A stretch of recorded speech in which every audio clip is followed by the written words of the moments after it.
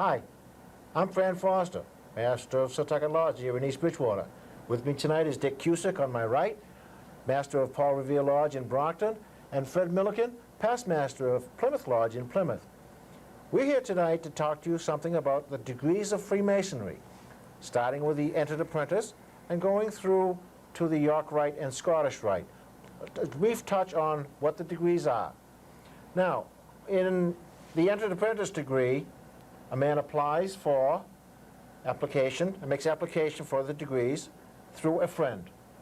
Well, let's talk about that a little, Fran. You know, as we all know, we do not go out and solicit for Masonry. That's right. It's something that a man has got to want in his own heart to become. And for that reason, our membership, we consider to be the top-notch people that are our friends and brothers in our lodge. As we go along, and as this film will show the individual watching this tonight, I think it's really imperative to let the person know that he has to make application to us. Of his own free will and accord. Of his own free will and accord is right. Yeah, there's a lot of men that are probably still out there wondering when they're going to be asked Exactly. to be a Mason, and they're not going to be asked. And They've got to ask us. That's a shame. That really is. Someday I hope maybe that Masonry will allow us to go out to the brethren who we really want to become a friend and a brother, and let us ask them. But as it is right now, they have to come to us. And it's funny because now with this film the people are going to see tonight, it shows that it's an open society. It's no secrets whatsoever. Everything is above board. Everything is symbolic of King Solomon's time and the quarries and the building of a temple. And the film really emphasizes this with the dress and everything that the applicant has to put on. The other thing that it emphasizes, I think Masonry, like any other organization, even churches, go through changes as time goes by. And I see us becoming much more family-orientated than Masons were back many, many, many years ago. And the wives are included in a lot of functions that we have. Thank God. I mean, would we be here tonight if our wives weren't supportive of us? Right. I know I wouldn't be. Yeah. I mean, my wife is the one that says to me, you know, you're doing so much for your community and your neighbors. You know, she feels good about it. And, of course, the things that we do with our families. And I think we're much more open about the whole thing than we are. than Masons were many years ago. Let's go through and explain a little bit the procedure for making application. Okay. A man, 21 years or older, goes to a friend who he knows to be a Mason and asks, how do I become a Mason? Well, then he's brought before the master and the wardens of the lodge for a pre-application conference. They talk to him and see what kind of a person he is. Then the master will appoint an investigating committee to investigate his character, to see if he is worthy of being a Mason. Once he has been approved by this investigating committee, then he is voted upon by the lodge. Let's back up. Let's just back up first. The new applicant coming in has said to a friend of his, Yep. hey, I notice your ring, or could you tell me a little about Masonry? Well, that man at that moment has to make a decision. And as we all know now, being Masons and knowing the men that are in our lodges, the man makes that decision immediately, is this the type of gentleman that I want in my lodge? He is the person right then and there that makes the very biggest decision. Because when he brings him in to meet with the masters and the wardens, he is the one that's put his name down on that piece of paper as his sponsor. Right. You know, when we as masters and wardens meet with this new applicant who we don't know from Adam, we ask him some questions like, you know, what church affiliation does he have? And the reason for that is, as we know, you have to believe in God. Or, you know, has he ever had a police record? We don't want somebody that just got out of jail yesterday. And that's the little bit that we get to know about him. When he fills out the application and brings it back to us, he has to have on the back of that application 18 different names of people that he has known for some period of time. And those people are the ones that are contacted Yeah. by what we call our investigating committee, a men of three. And what they do is they literally will call the people on the back of this and ask those people, how well do you know John Doe? What kind of a guy is he? What type Yeah. of guy is he? Yeah. And it's not really personal questions. We don't care. I mean, if we know our brother has sponsored this applicant, we know him to be a good man. I mean, that's the funny part about it. This is all symbolic of the way things are done. And Yep. we just don't want somebody coming into our fraternity that would really hinder us in any way whatsoever.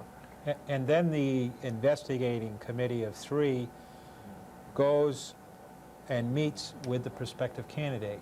And many times they'll go together and sit down with the wife.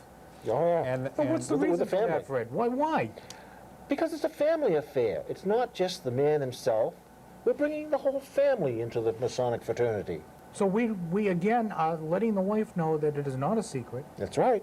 We're letting the wife know that she's welcome to anything that we do.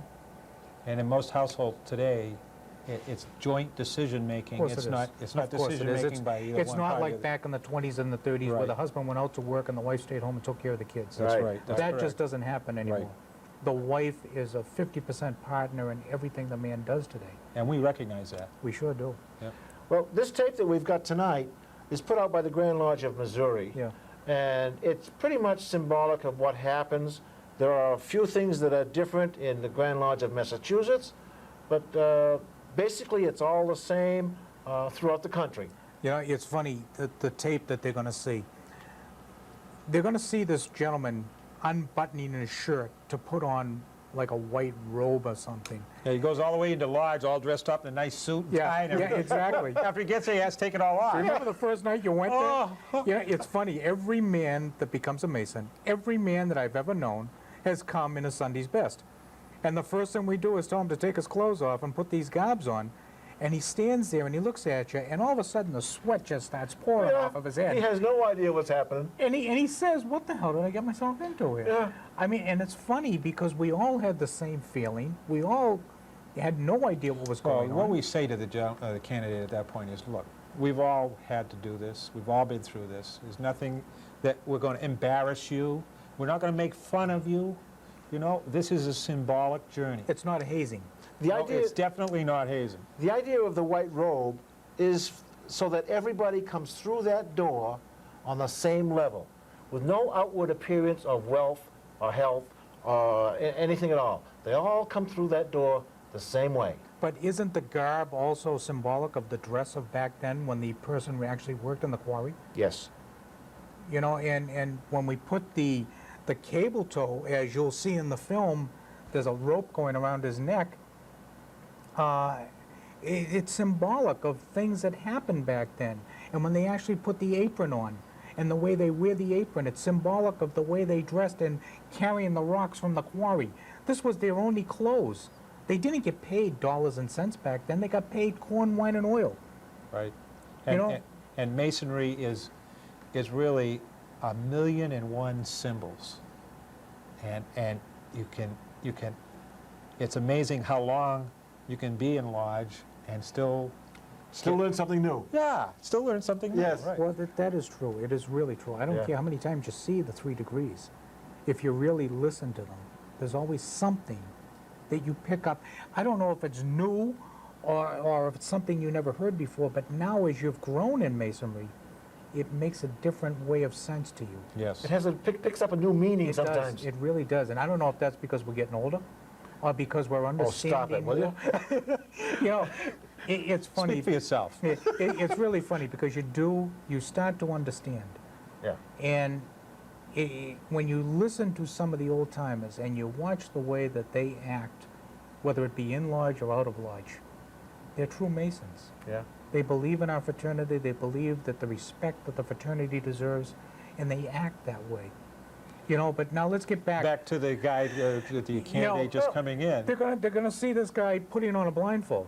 Yeah. And I want people to understand that that blindfold is because as an entered apprentice, you are the newest, youngest man coming into our lodge, and you know nothing about a lodge. Symbolically, you are in darkness. You are in darkness, and you're waiting to receive light, Knowledge.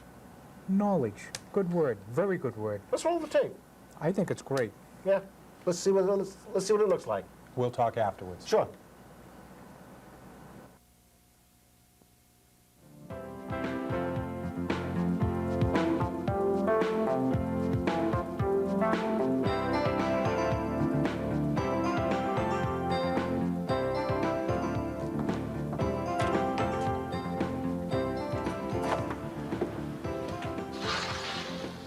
Lisa? Honey, I'm home. Lisa? Finally. Why don't you fix us a couple of sodas? Tonight we celebrate. Celebrate what? More time for you to spend away from me and Jimmy? No, honey, I told you. Tonight was my first big initiation night. I thought the occasion called for a little quality time. Oh, you mean you can talk about it? I always thought the Masons were pretty much a secret society. Just knowing you wanted to join has made me pretty uncomfortable. You gotta be kidding. No, I'm not. Shelley at work told me you were joining some kind of religion. No. What would Shelley at work know about Freemasonry? Not much, if that's what she said. And what exactly is it all about? You said this was your first initiation. Well, how many are there? And am I ever going to get to see you? And what about Jimmy? Will he ever see his dad? I'll tell you what. I'm gonna go and make sure that Jimmy's asleep. And if you don't mind, could you maybe get us something to drink and then meet me in the den? I brought home a video and some written material that might help clear up this whole thing for you and for me. Okay? Well, okay. Hurry up, though, Bob, and don't wake Jimmy up. Quiet as a mouse. Is this tape really from the Masons? Yep. They gave it to me to take home to show to you and any other family members that might be interested. Probably some kind of propaganda, right? Evening, Lisa. Congratulations, Bob. You are now an entered apprentice. What? Huh? Bob? You have been initiated and entered apprentice, the first of the 3 degrees of the Symbolic Lodge, the first step in your journey to the degree of Master Mason. But Bob, the TV is talking to you. I know. I know. How does it do that? I don't know, honey. I don't know. Don't be concerned, Lisa. Bob has begun his journey. Be proud of him. How does it know my name? Haven't the foggiest. Why don't we ask it some questions? You go first. Okay. Here goes, TV. Can you explain to my wife whether the Masons are a religion or not? Oh, Bob, maybe you shouldn't ask that. Freemasonry is not a religion. It has a philosophy of its own that is in harmony with the church, the school, and all other worthy institutions. The teachings of the Masonic fraternity are in harmony with all denominations. Any man of good heart, of good mind, and a firm belief in God may apply for membership. Huh? See? It's not a religion. I think I get it. It's religious, but not a religion. Very good, Lisa. Your next question? Bob, I don't know. This is kind of creepy. I know. The initiation certainly wasn't. It had a lot of symbolism. I feel real good about it, like I've taken a very important step in my life. You have, Bob. Would you and Lisa like to know what an entered apprentice is? Sure. You mean it's not a secret? No, it isn't a secret. In medieval times, the craftsmen who built huge temples and cathedrals in England and Europe were called operative masons. They used an apprenticeship system to perpetuate their craft. Potential apprentices were tested for good character and willingness to learn.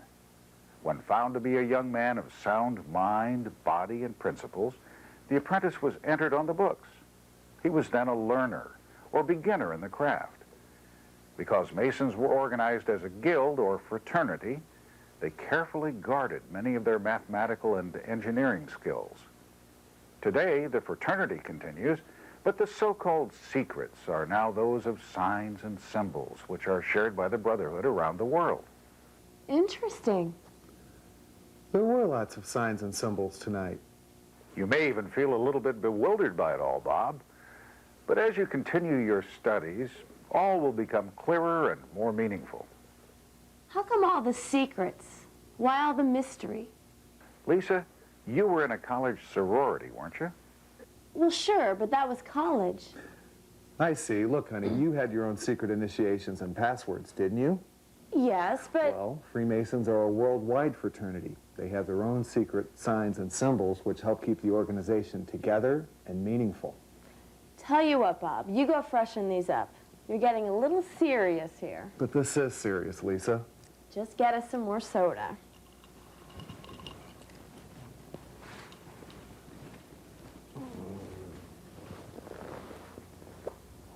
Hello?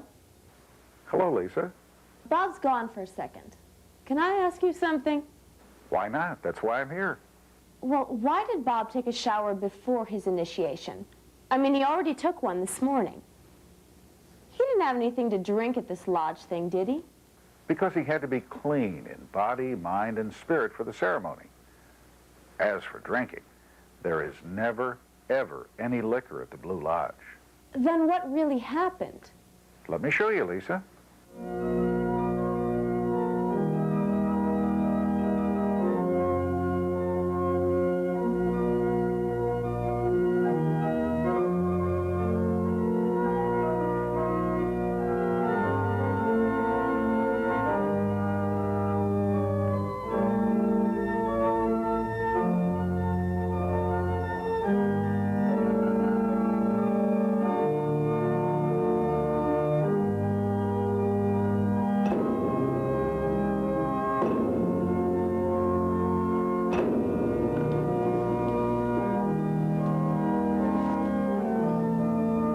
Supreme ruler of the universe, we would reverently should I be invoke seeing thy this? blessing at this time. You wanted to see. And it will give you an idea of what Bob has experienced becoming an entered apprentice. First, he had to petition to become a Mason. 2 brothers approved the petition. Then 3 investigators came to your house to confirm Bob's character and way of life. After these steps, just like the apprentice candidates of the Middle Ages, Bob became eligible for initiation as an entered apprentice. I understand, but tell me what he had to go through. Lisa, you must understand that there are very serious tenets of Freemasonry: brotherly love, relief, and truth. There's little time or interest in the kinds of things you may have experienced in a college sorority. Our tenets are teachings so universal and obviously true that the challenge to Freemasons is how to learn and serve them best. Bob was brought in through the West Gate tonight, beginning his Masonic journey. His journey? The lodge room is represented in the ritual as a symbol of the world, encompassing the Masonic career from beginning to end, including all that lies between. The lodge is also a symbolic quarry, a place of toil like those of the Middle Ages from which the stones were hewn to build magnificent buildings. But what did Bob really have to do? He had to Take part of a ceremony that was beautiful. Really impressive. And I've been assured that the parts I don't understand will be made clear to me in the future. I also had to, here's your refill, take an oath of dedication and secrecy. Then it is a secret society. Lisa, think a minute. How could a secret society exist when we place the square and compasses on the outside of every lodge? Oh, that's right. And the same symbol is proudly worn by Masons on rings and on lapel pins. I understand that. But still, why is there so much secrecy? Lisa, Bob, there really isn't any secret about the existence of Freemasonry. The only secrets are those which give meaning to the signs and symbols of the fraternity. Lisa, you know we share the same secrets with people like George Washington, Mozart, Ben Franklin, and more than a dozen presidents. Bet you didn't know that. No, I didn't. But when Shelley at work said... Out of complete ignorance. The thing Shelley may not realize is that there are millions of Masons and many organizations for Masonic families. For you, Lisa, Eastern Star might be your choice. For Jimmy, when he turns 13, there's De Millay. And when you have a daughter, she may one day join the Order of Rainbow or Job's Daughters. Really? The whole idea is family involvement. We do a lot of charity work, but most of that remains pretty much on the quiet side. Most Masons don't think it best to blow their own horn when they do something good. Appendant bodies of Freemasonry are more often recognized for their philanthropic focus. These include Shriners, Scottish Rite, and York Rite. You mean they're all Masons? Right, honey. Not all Masons are Shriners, but all Shriners are Masons. I never realized. I know. Hey, I'm gonna go check on Jimmy. Then, Mr. Mason. Mr. Entered Apprentice. Okay, Mr. Entered Apprentice. I'll be right back. You know this was a pretty big night for me, don't you? Only the first of many, days and nights, Bob. You'll learn and keep learning for the rest of your life. You'll live to serve others, and serve in order to live as a Mason. Sounds so noble on the surface. Bob, there is little in this world that is more noble. You have begun the road to a better, more meaningful life. And tonight? Was only the opening of the door. Freemasonry makes the good man better as a husband, a father, a caring individual, and honest citizen of the world. But it will all take so much time. Take the time and make the time, Bob. Learn the wisdom of the ages and apply it for the good of all mankind. Know that you and yours will never be without friends. This is the true promise of fraternity, honor, and living the golden rule in the brotherhood of mankind. You know, I really feel good about tonight. So do I. So tell me some more about this Eastern Star.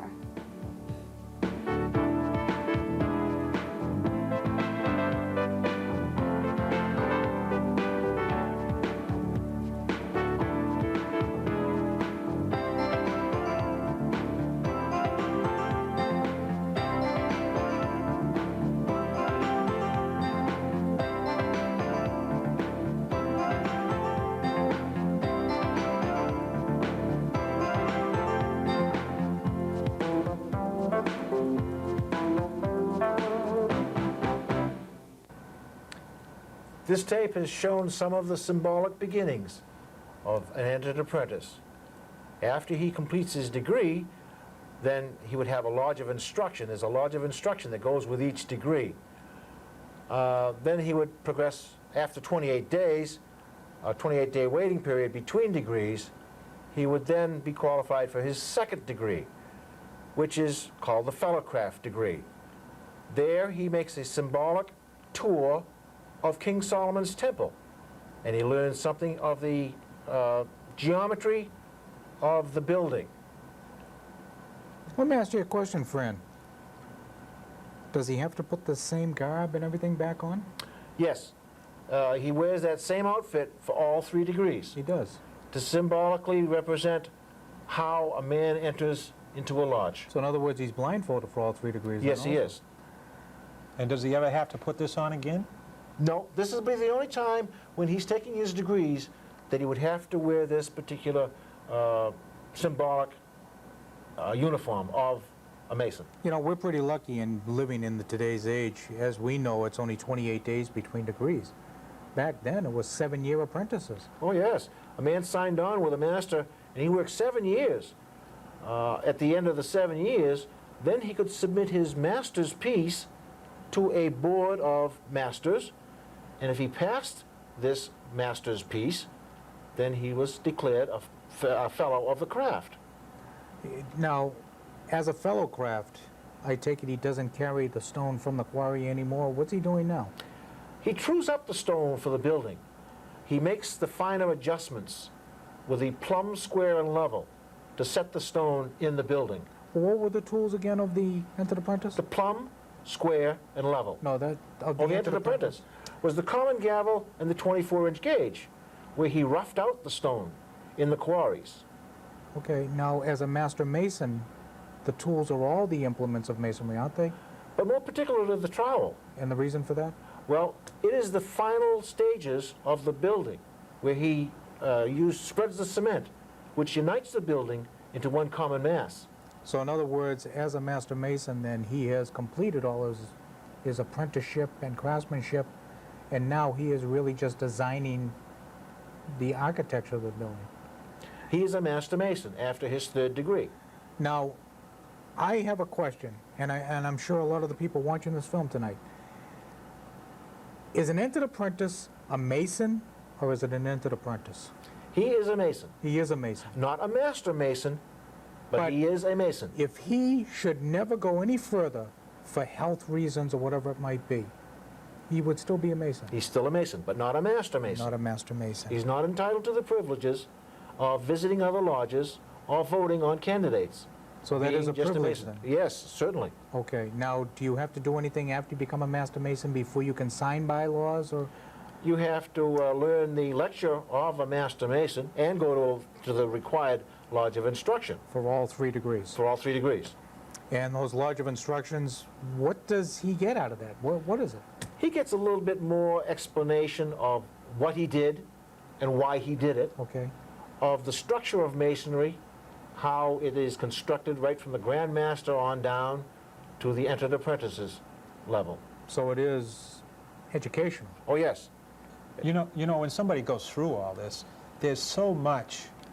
There really is so much. When I said masonry was 1,000,001 symbols, and I can remember when I went through this, I probably remembered about 20% of what I went through. And if it wasn't for the Lodge of Instructions explaining to me and reminding me a little bit more of, you know, remember this, and when you did this, this meant this, and so forth and so on, it really cemented in my mind what they were trying to say to me. Each time you see a degree, each time you go through a Lodge of Instruction, you pick up more meanings to the various symbols of the craft. After the applicant and the entered apprentice and the fellow craft becomes a master mason, what can he do after that? Is that it? That is all he has to go. If he chooses, he can go on through the York Rite or the Scottish Rite to become a 32nd degree Mason, which would then qualify him to belong to the Shriners. Now, are all Masons Shriners? All Shriners are Masons, but all Masons are not Shriners. Okay, so in other words, he doesn't have to become a Shriner. He doesn't have to go any further than what he has taken in what we call our Blue Lodge. Now, if somebody is a Shriner, does that make him more of a Mason than the Master Mason? Not at all. No, not at all. The Master Mason is the pinnacle, the height at which he can attain. Everything else is like frosting on the cake. Okay. It's a side body, it's more knowledge, but So it's not why higher would somebody want to go these routes then? What is the reason for it? For further education in Masonry. Okay. for emphasis in areas in which they they particularly like. I see we're about out of time, so Now, didn't you bring something that showed the, we don't have time for it tonight, Okay. Unfortunately. We will be explaining the other degrees in a later programs. Amazing how time flies when you when you have a good time talking about well, masonry. Fran, Right. again, thank you for inviting us again Yeah, tonight. well, It's thank you really for been a coming. Nice to be here with you. Thank you, thank you. Thank you for being on our show tonight. We hope you've enjoyed it.